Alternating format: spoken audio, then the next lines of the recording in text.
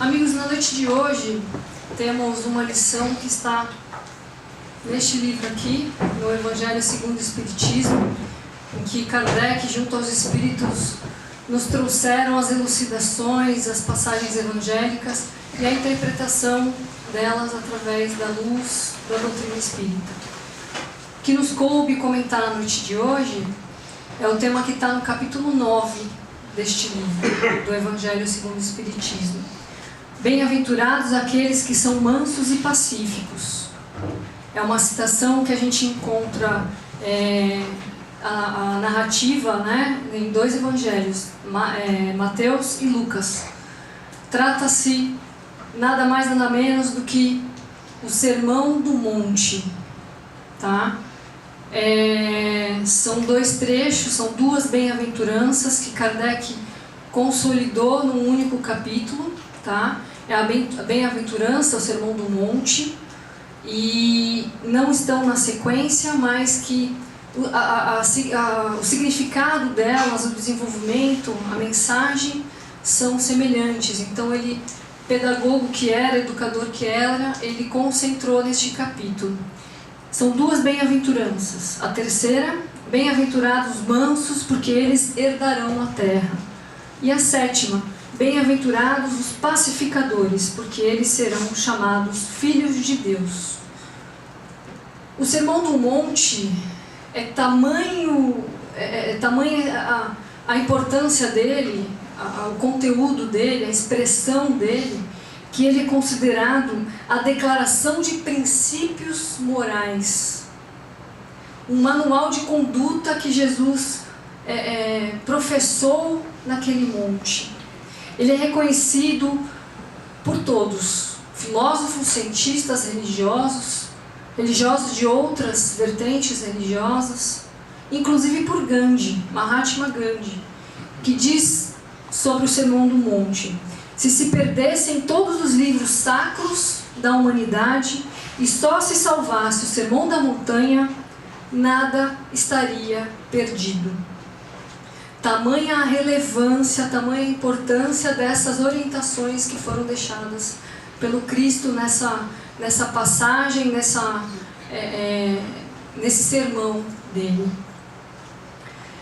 O que são as bem-aventuranças? Quando eu falei do manual de conduta, a premissa humana de conduta, nada mais é do que a necessidade do desenvolvimento das virtudes que todos nós temos necessidade de desenvolver.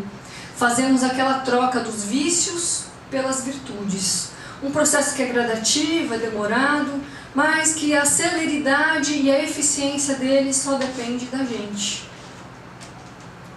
A gente não consegue pular etapas no processo progressivo, na evolução, mas a gente consegue dar celeridade, a gente consegue acelerar. De que forma? Com interesse, com dedicação, com disciplina. E como eu falei, apesar dos dois versículos, as duas citações, as duas bem-aventuranças não estarem na sequência, elas são tratativas de temas comuns, próximos. A terceira bem-aventurança, bem-aventurados mansos, porque eles herdarão a terra, faz referência a aqueles que são agentes brandos, que são agentes serenos. E aí ele fala que herdarão a terra. De que forma esses, com essa conduta, herdarão a terra? Ele traz, justamente Kardec elucida aquela questão que a gente fala da transição planetária. Serão espíritos que tiverem essa conduta, terão afinidade com a promoção espiritual, promoção evolutiva que o planeta passa e atingirá. Do planeta de provas e expiações, de sofrimento, para um progresso para um mundo de regeneração, um mundo mais próximo do feliz, onde o mal não sobressairá como hoje na condição da terra sobressai. Então aqueles que tiverem essa conduta branda, pacífica, mansa, herdarão a terra, serão merecedores de habitarem um mundo mais próximo do feliz, um mundo de regeneração. A sétima bem-aventurança, bem-aventurados pacificadores, ele traz uma outra virtude, porque eles serão chamados filhos de Deus. Por que serão chamados filhos de Deus? Por afinidade de conduta. Porque Deus é amor, é justiça e é paz. Aqueles que tiverem atitude de pacificação terão afinidade com Deus e aí sim serão reconhecidos como seus filhos. Pacificação e não passividade. Passividade é aquele que é inerte, ele não tem ação. O pacificador, ele não apenas não reage, como ele transforma, ele melhora, ele apazigua, ele pacifica. E na época em que foi professado o Sermão do Monte, não que hoje seja diferente, mas hoje se tem muito mais demonstrações de amor do que na época do Cristo. Havia muita injúria, muita difamação, tudo era olho no olho, dente por dente, não se tinha tolerância, era muito mais conflituoso. Então imagina receber as bem-aventuranças, falando de brandura, de doçura, de pacificação no ambiente, no contexto social, histórico, religioso da época. E aí, a lição do capítulo 9 que nos coube foi falar sobre a afabilidade e a doçura. Quem comenta essa lição é o Espírito Lázaro, aquele mesmo, né, amigo de Jesus, em que Jesus faz retomar a vida, né, e na verdade o ressuscita, e na verdade tem a condição de catalepsia, que ele traz de volta Lázaro a convivência das irmãs, né, dos amigos, inclusive de Jesus, que era um grande amigo do Mestre. Então ele vem trazer algumas elucidações sobre essas duas virtudes, que têm a ver com as duas bem-aventuranças do capítulo. A benevolência para com os semelhantes, fruto do amor ao próximo, produz a afabilidade e a doçura, que lhes são a manifestação da benevolência, né? É uma forma de demonstrar a benevolência. Entretanto, não é preciso se fiar sempre nas aparências, né? O Lázaro já dá um alerta para a gente, vem falar de aparência. A educação e o hábito do mundo podem dar o verniz dessas qualidades. O que o verniz faz? Ele esconde imperfeições. Então ele já dá o alerta. Cuidado com a aparência, cuidado com o verniz. E de que verniz que ele está falando aqui? O que a gente passa para encobrir as nossas imperfeições. Quantos há cuja fingida atitude boa não é senão máscara para o exterior, uma roupagem cuja forma premeditada esconde as deformidades ocultas. As nossas máscaras, as nossas diferentes atitudes em grupos diferentes, em locais diferentes. O mundo está cheio dessas pessoas que têm o sorriso nos lábios e o veneno no coração, que são brandas, contanto que nada as machuque. Não pisa no meu carro, não é? Mas que mordem a menor contrariedade. Eu sou do bem, mas não mexe comigo. Não é isso que a gente fala? Cuja língua dourada, quando falam face a face, transmuda-se em dardo envenenado quando está por detrás, quando está distante. Lázaro já traz uma condição de alerta para a gente. E vale o exercício íntimo de cada um de nós. O verniz que a gente esconde as nossas imperfeições, o sorriso no rosto que a gente coloca de maneira forçada, contrariada, nos escondendo em máscaras, assumindo atitudes que não nos representam no íntimo. Ele já começa dando esse alerta para a gente. A essa classe, né, ele está falando daqueles que dão aquele sorriso, face a face tratam bem e nas costas contrariam toda essa conduta da máscara. A essa classe pertence ainda esses homens benignos por fora e que, tiranos domésticos, fazem sofrer sua família e seus subordinados, o peso do seu orgulho e do seu despotismo, como querendo se compensar do constrangimento que se impuseram a lures, não se atrevendo a usar da autoridade sobre estranhos que os recolocariam em seu lugar. Então ele só age dessa forma, se impondo de maneira bruta, de maneira desrespeitosa, àqueles que não têm condição de reagir contra, que não vão questionar a conduta dele. Quando ele se detém com essas pessoas que podem colocá-lo no lugar, como diz Lázaro, ele recua. Aí vem o sorriso, vem a hipocrisia, vem a politicagem de tratar, de levar.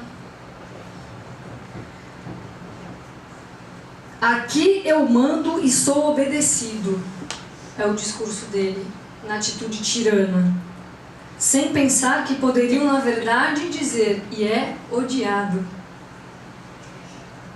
Se ele se impõe dessa forma, se ele semeia esse tipo de imposição, de desrespeito, o retorno não tem como ser diferente. Não basta que os lábios gotejem leite e mel, pois se o coração nada tem com isso, é hipocrisia. A hipocrisia. Se aquilo que eu expresso não é alimentado por algo de bom, é mentiroso, é falso, é hipócrita. Então ele fala, não adianta o melhor sorriso no rosto se o meu íntimo não expressa aquele sentimento. Não adianta a palavra colocada sem o sentimento que vem de dentro. Aquele cuja afabilidade e doçura não são fingidas, nunca se contradiz. Ou seja, suas atitudes e suas palavras representam sua condição íntima, o seu sentimento. E aí dá para perceber a diferença. A gente se sente bem, é acolhedor, é gostoso ouvir uma palavra doce de quem realmente é doce. É o mesmo diante do mundo e na intimidade, ou seja, perante ao coletivo e no recinto doméstico, com a esposa, com amigos, com a multidão, é o mesmo. Não tem diferença, não tem distinção. Ele sabe, aliás, que se pode enganar os homens pelas aparências, mas não se pode enganar a Deus. Porque Deus tudo sabe, tudo vê e, não se esqueça, Ele que nos criou. Então Ele sabe cada um de nós, o que somos, como pensamos, o que fazemos, nossas atitudes, nosso íntimo. Essa é a lição de Lázaro. Ele vem nos dar advertência com relação a essas duas virtudes. Ele vem falar do verniz social, que de vez em quando a gente se pega fazendo. O objetivo é que a gente faça cada vez menos. Porque chega uma hora que o vício, né, as nossas imperfeições, a gente se satura. A gente se cansa dele. Fazer o mal, não fazer o bem, isso cansa. Dá tédio. E uma hora a gente muda a chave. O virar da chave, quem dá, somos nós.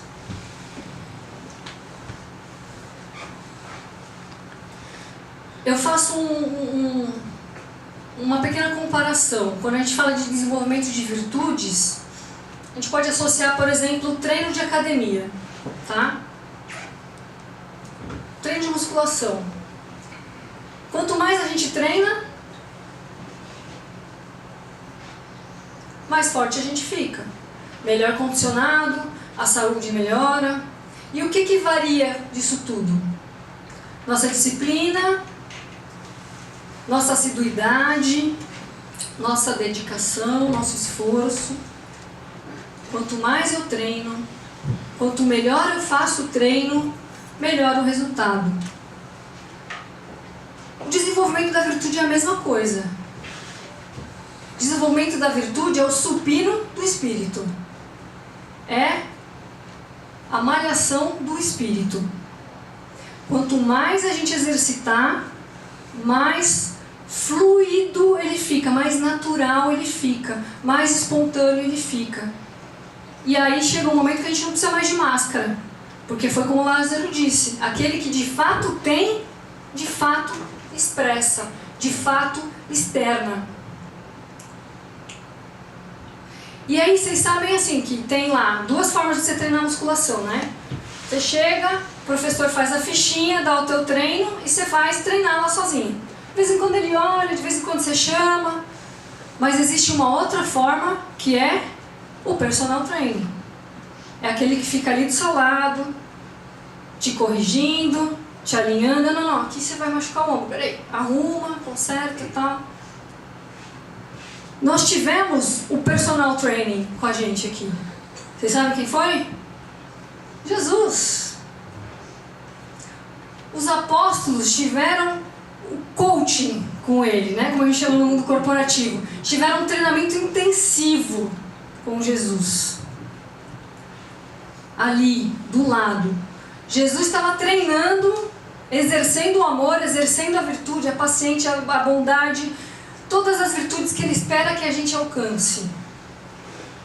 Como o personal trainer faz na academia. Ele senta, você vai fazer assim, ó. Aí ele pega, você faz, não. Ele corrige, ele alinha e tal. E ele está ali do teu lado, está te incentivando, está mostrando, está te corrigindo. E Jesus foi o personal training dos apóstolos. Mas teve um deles que Jesus falou assim, esse aqui, o dia que eu não mais estiver na academia, esse vai assumir meus alunos. Estou falando de quem? De Pedro. No livro Estante da Vida, de Humberto de Campos, a gente tem uma cena bem interessante que retrata a dimensão de Simão Pedro, o homem rude, pescador rude, a dimensão das suas imperfeições e também, nessa lição, a dimensão da misericórdia e da pedagogia do Cristo.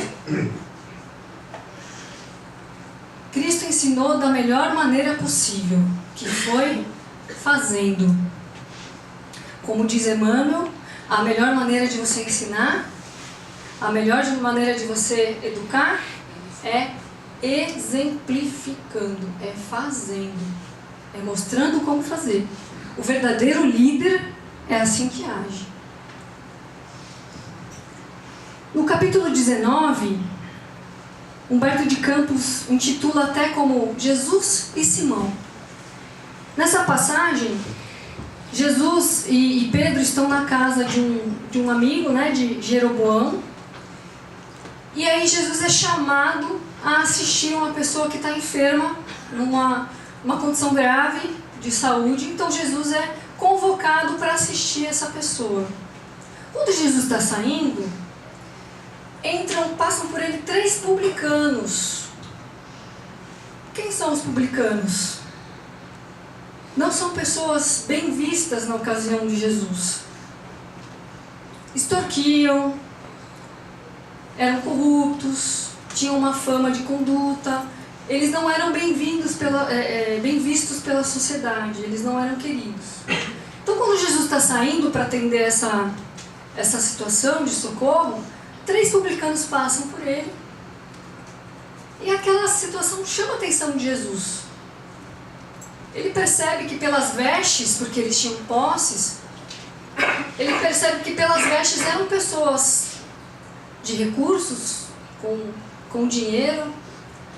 mas de uma melancolia, de uma angústia que saltava, que externava.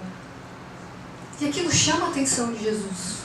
Jesus se compadece daquele quadro e, não podendo ali ficar, chama Pedro e pede auxílio a Pedro para que assista a esses irmãos.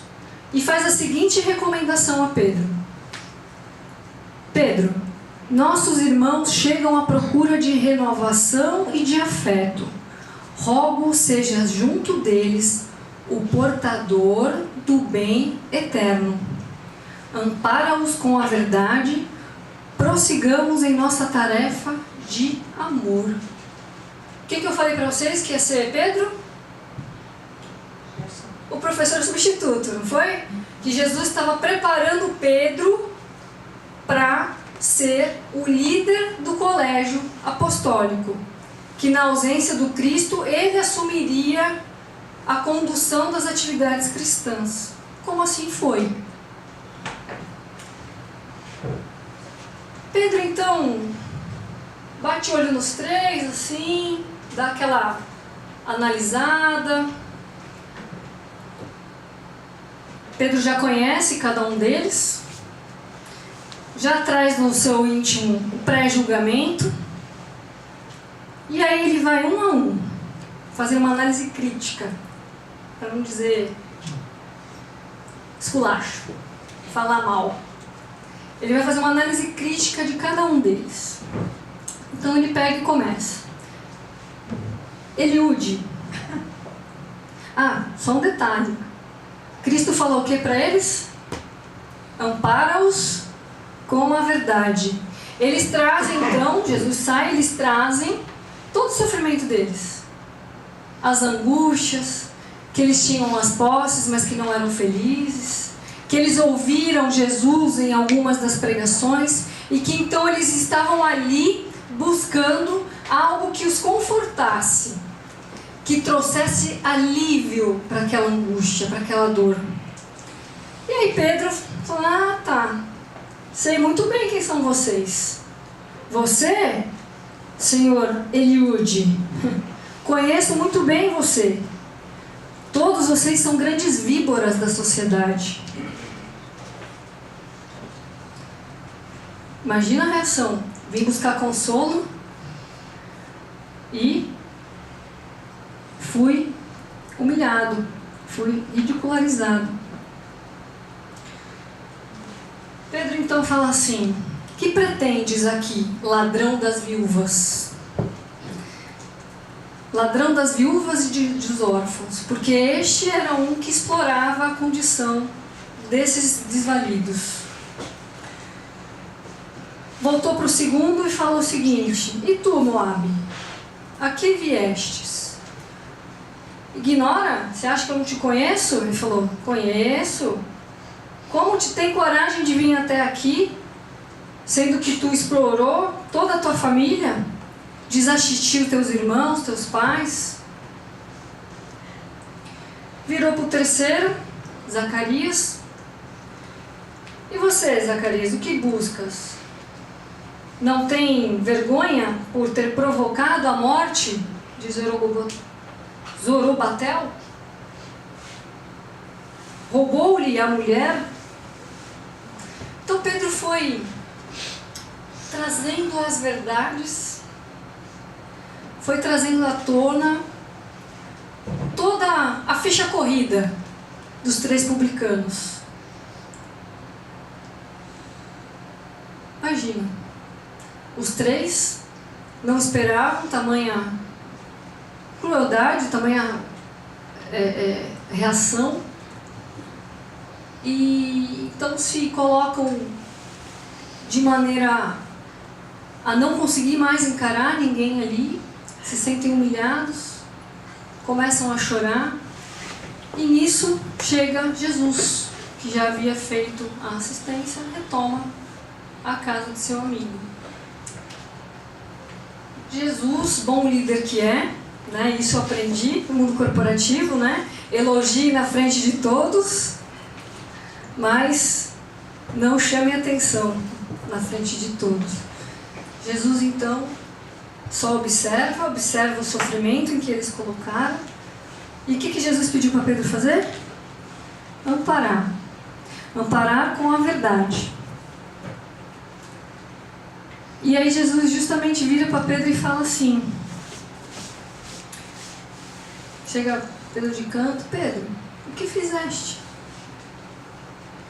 O que fizeste, Pedro? Olha a condição que eu encontrei eles aqui.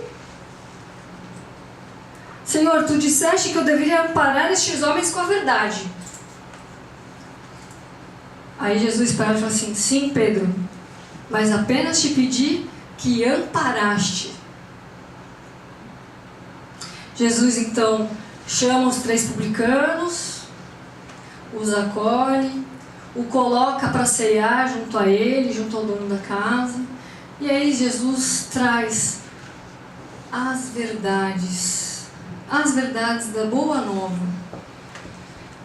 Fala da necessidade da transformação íntima, do porquê da necessidade da transformação íntima.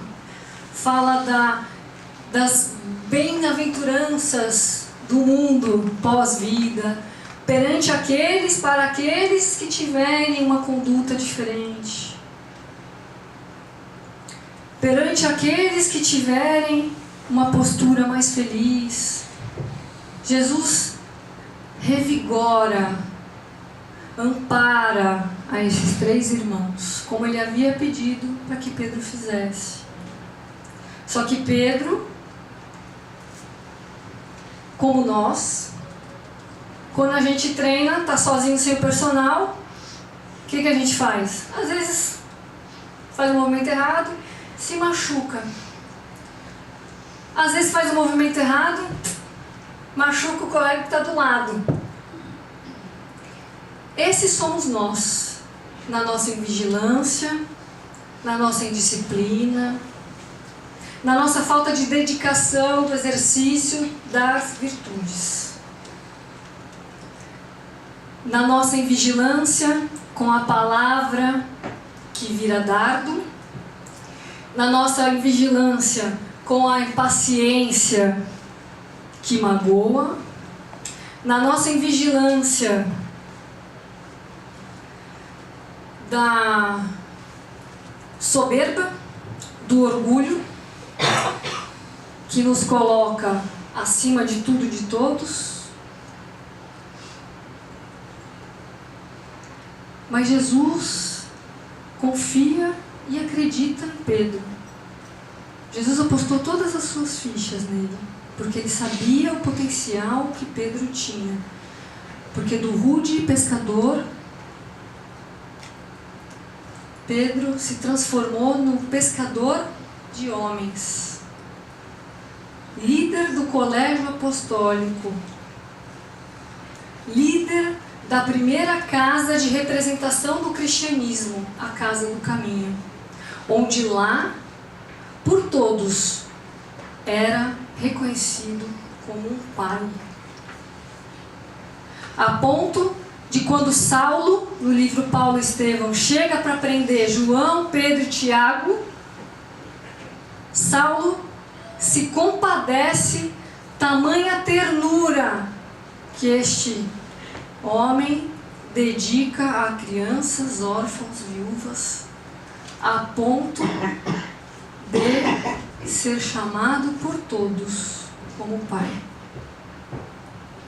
O alerta de Lázaro para que tomemos cuidados quando calçamos as nossas máscaras, quando pintamos, usamos o verniz para disfarçar as nossas imperfeições, mas a confiança do Cristo, porque Deus e Jesus sabem do nosso potencial de nos transformarmos, de não mais nos pintarmos com vernizes para disfarçar imperfeições, desenvolvermos as nossas virtudes e falar e agir de acordo com o que o nosso íntimo fervilha.